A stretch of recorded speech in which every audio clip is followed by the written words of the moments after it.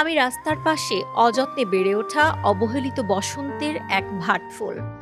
আমার শরীর জুড়ে ধুলো মাখা, তাই আর আমার সুবাসে কেউ প্রশংসা করে না।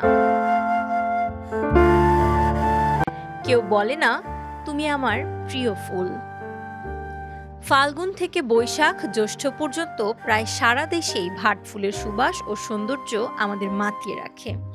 এটি গ্রাম বাংলার অতি পরিচিত একটি বুনো ফুল।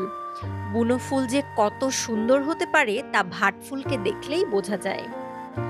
বাংলার অপরূপ প্রকৃতির অংশ এই ভাটফুল আগে সব জায়গায় ছিল, কিন্তু এখন নগরায়নের প্রভাবে কেবল গ্রামের ঝোপঝাড় বনবাদারেই টিকে আছে।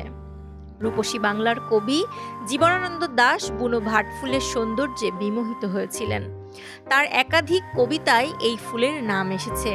গুচ্ছ গুচ্ছ ভাটফুলের হাসি কবি জীবনানন্দ দাশের কবিতায় চিত্রিত এই ফুলের বিমুগ্ধতারই জানান দেয়।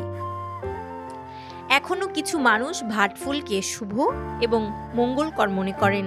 এছাড়া কিছু অঞ্চলে এর ব্যবহার স্থানীয় আয়ুর্বেদিক চিকিৎসায়ও রয়েছে।